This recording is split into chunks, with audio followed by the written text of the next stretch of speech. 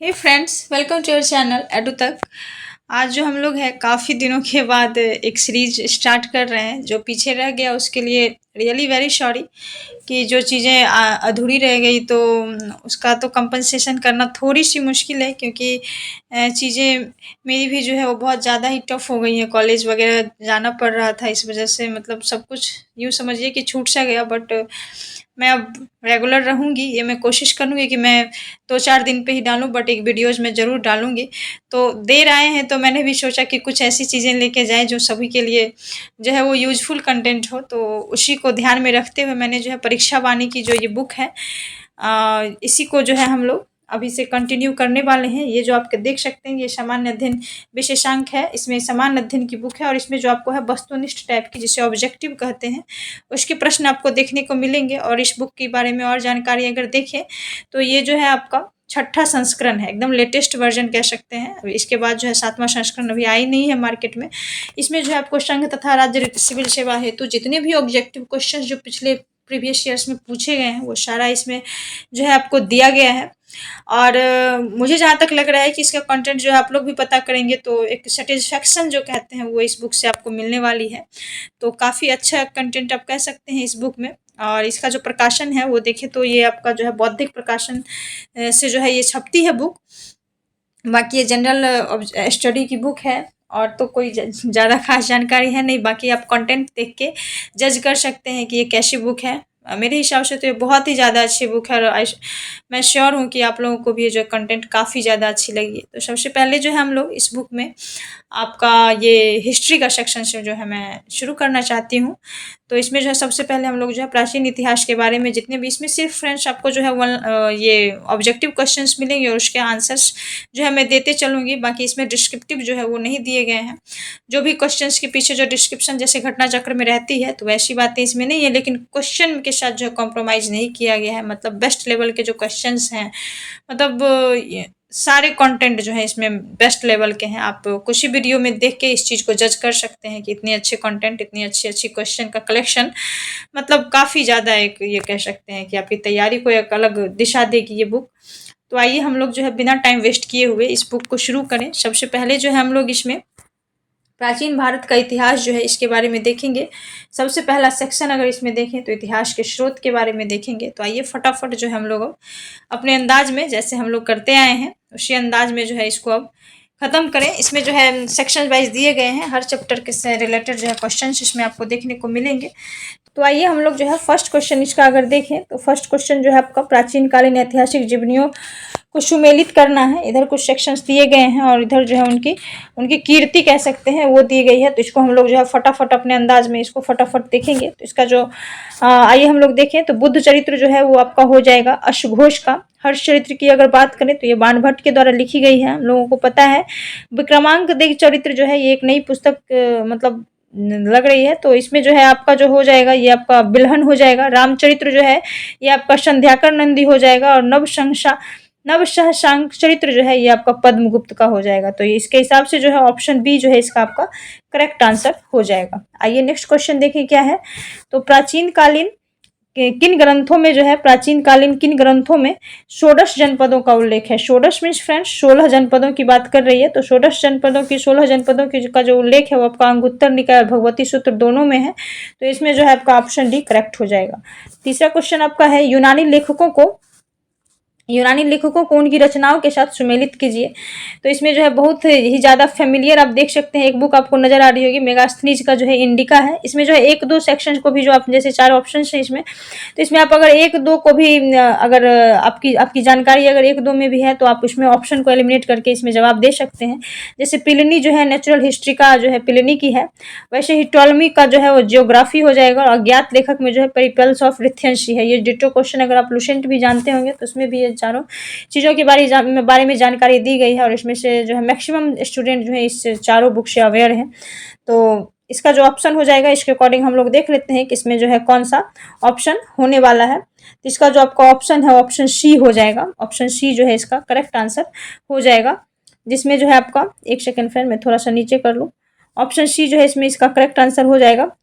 देख लीजिए, टॉलमी जो है बी का हो जाएगा आपका 3, जियोग्राफी बी का 3 आपका दिख रहा होगा। वैसे ही अज्ञात लेखक का हो जाएगा पेरिपल्स ऑफ एथेंसी। प्लिनी का हो जाएगा नेचुरल हिस्ट्री का, प्लिनी का नेचुरल हिस्ट्री का हो जाएगा। और आपका एक और बच रहे हैं, टॉलमी का हो ही गया, मेगास्थनीज का जो है इंडिका हो जाएगा। तो ऑप्शन सी जो है इसका आपका करेक्ट आंसर हो जाएगा। आइए नेक्स्ट क्वेश्चन देखिए क्या है। तो नेक्स्ट क्वेश्चन जो है आपका है, चीनी यात्रियों के विवरणों के अनुसार सुमेलित कीजिए। इधर कुछ चीनी यात्रियों के जो है सेक्शंस दिए गए हैं और उनका क्या क्या विवरण जो है वो बताना है आपको। तो सबसे अगर देखें फैमिलियर हम लोग, ह्वेनसांग और हर्ष के समय की राज्य स्थिति के बारे में बताता है, तो ये सही जो है लगा हुआ है, बी का 2 ही होगा, ह्वेनसांग हर्षवर्धन के समय। इसमें एक ट्रिक भी है, हौश से हर्षवर्धन और हौश से ह्वेनसांग, तो इसको आप याद रख सकते हैं। जैसे फाहियान है चंद्रगुप्त द्वितीय के समय की राज्य स्थिति बताता है, तो ये भी सही है।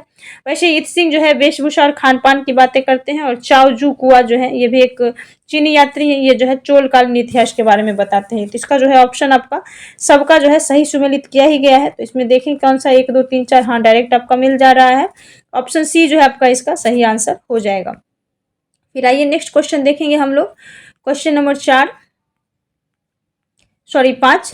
इसमें जो है आपका क्वेश्चन नंबर 5 जो है इसमें आपका कह रहा है कि भारत में सबसे प्राचीन अभिलेख किस शासक के प्राप्त हुए हैं। तो सबसे प्राचीन अभिलेख अगर देखें भारत में, तो ये जो है अशोक के प्राप्त हुए हैं। अशोक के द्वारा ही जो है जो लिखा गया, बाकी के जो दिख रहे हैं ये सब जो है इनके द्वारा जो है कुछ वैसे डिस्क्रिप्शंस देखने को मिलते नहीं हैं, इंस्क्रिप्शंस जिसको कहते हैं। तो इसका जो है सबसे प्राचीन अगर मानेंगे तो अशोक का ही है पता। उसके बाद जो है नेक्स्ट क्वेश्चन आपका है कि सर्वप्रथम 1837 में अशोक के अभिलेखों को किसके द्वारा पढ़ा गया। तो किसके द्वारा पढ़ा गया हम लोग सब अवेयर हैं, जेम्स प्रिंसेप के द्वारा जो है इसको सबसे पहले अशोक के अभिलेखों को पढ़ा गया। तो ऑप्शन सी जो है इसका आपका करेक्ट हो जाएगा। नेक्स्ट क्वेश्चन है कि सबसे प्राचीन स्मृति कौन सी है। तो सबसे प्राचीन स्मृति जो है वो मनुस्मृति है। तो ऑप्शन बी जो है इसका आपका करेक्ट हो जाएगा। नेक्स्ट क्वेश्चन देखें क्या है। तो नेक्स्ट क्वेश्चन आपका है कि आदि काव्य की संज्ञा किसे दी जाती है। सबसे अगर आदि काव्य की संज्ञा दी जाती है तो रामायण को दी जाती है। तो इसमें जो आपका आंसर ऑप्शन ए हो जाएगा। नेक्स्ट क्वेश्चन है प्राचीनतम पुराण है। तो प्राचीनतम पुराण जो है इसमें आपका मत्स्य पुराण हो जाएगा। प्राचीनतम पुराण की अगर बात करें तो सबसे प्राचीन जो है वो मत्स्य पुराण है। तो ऑप्शन ए इसका करेक्ट हो जाएगा। कृष्ण भक्ति का प्रथम और प्रधान ग्रंथ है। तो कृष्ण भक्ति का प्रथम और प्रधान ग्रंथ जो कह सकते हो श्रीमद् भागवत गीता है। तो ऑप्शन बी जो है इसका आपका करेक्ट हो जाएगा। आइए नेक्स्ट क्वेश्चन देखें क्या है। नेक्स्ट क्वेश्चन आपका है कि प्राचीनतम व्याकरण अष्टाध्यायी के रचनाकार कौन है। तो अष्टाध्यायी जो है वो पाणिनि की है। तो ऑप्शन डी आपका करेक्ट होगा। शुल्ब सूत्र किस विषय से संबंधित पुस्तक है। तो शुल्ब सूत्र जो है वो आपका जयामिति से संबंधित पुस्तक है। तो ऑप्शन ए इसका आपका करेक्ट हो जाएगा। फिर से ये नई क्वेश्चन है, ध्यान से देखिएगा। शुल्ब सूत्र जो है किस विषय से संबंधित है। तो शुल्ब सूत्र जो है वो जयामिति से संबंधित है। नेक्स्ट है अशोक के निम्नलिखित अभिलेखों में से किसमें दक्षिण भारतीय राज्यों का उल्लेख मिलता है। तो दक्षिण भारतीय राज्यों का जो उल्लेख है वो अशोक के द्वितीय अभिलेख से मिलता है। तो इसका जो है आपका ऑप्शन बी करेक्ट हो जाएगा। आइए नेक्स्ट देखिए क्या है। तो कथन दिए गए हैं और उसके कुछ कारण दिए गए हैं, आपको बताना है कि ये दोनों सही हैं या नहीं।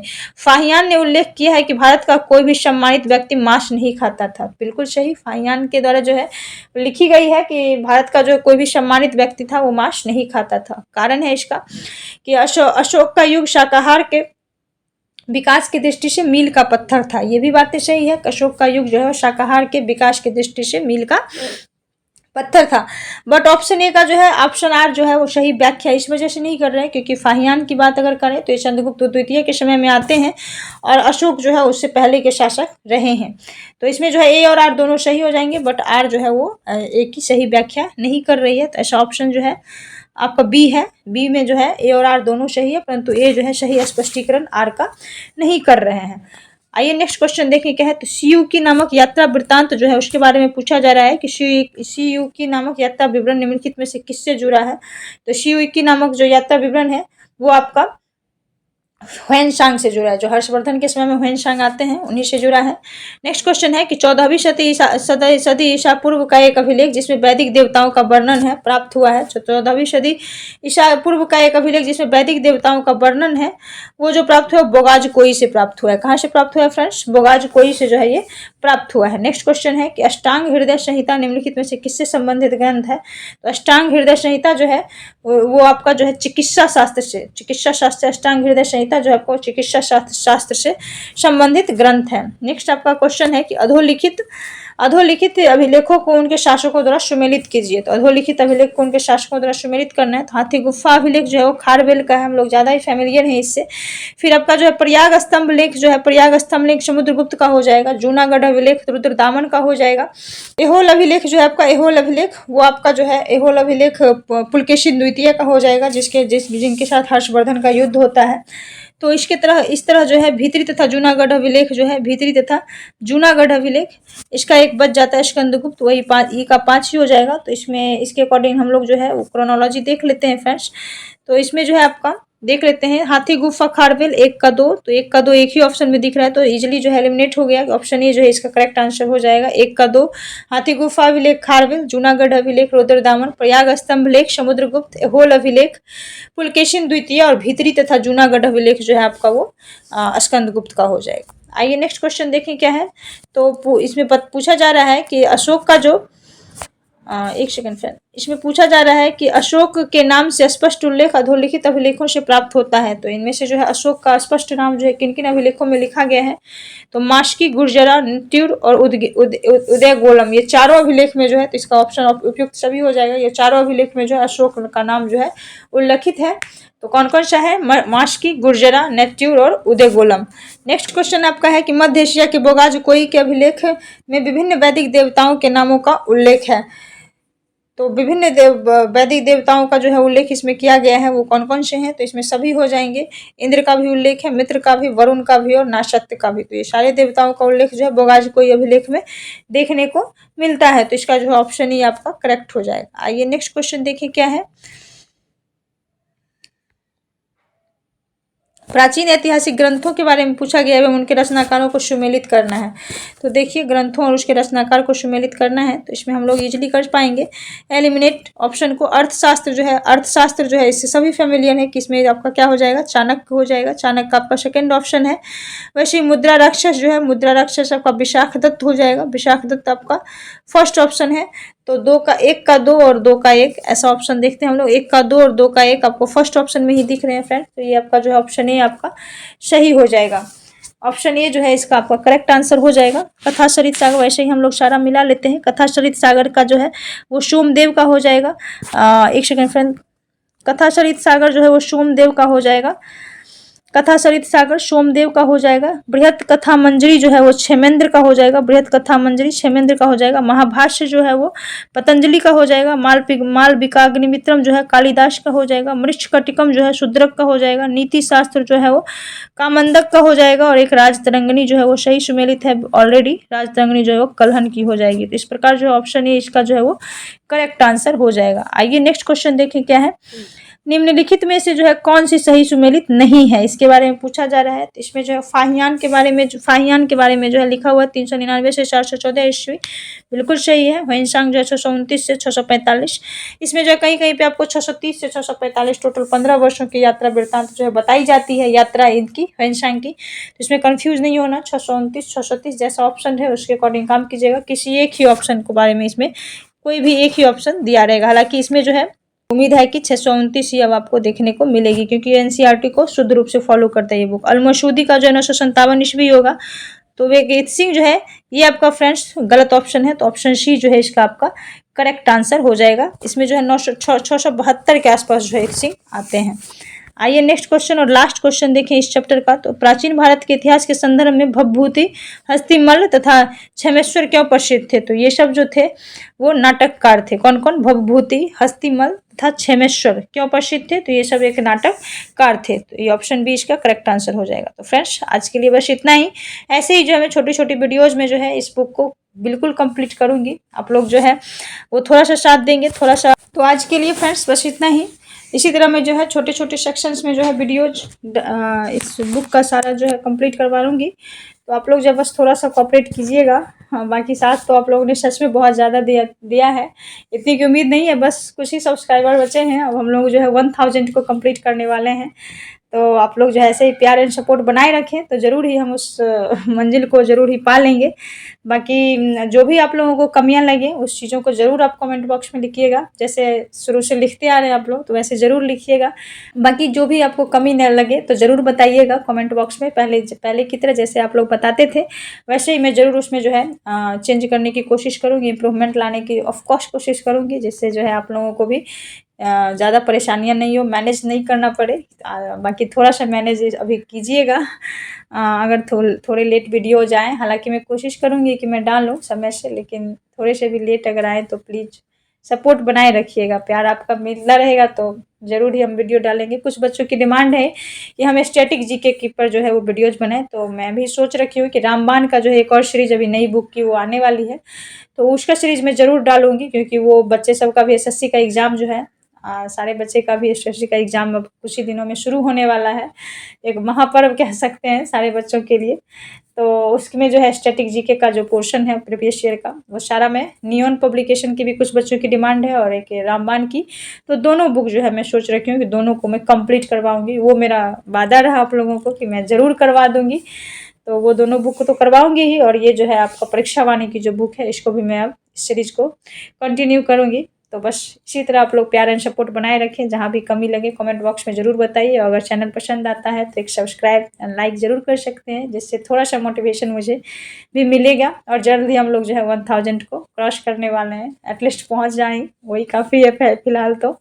बाकी लास्ट तक बने रहने के लिए धन्यवाद। Thanks for watching.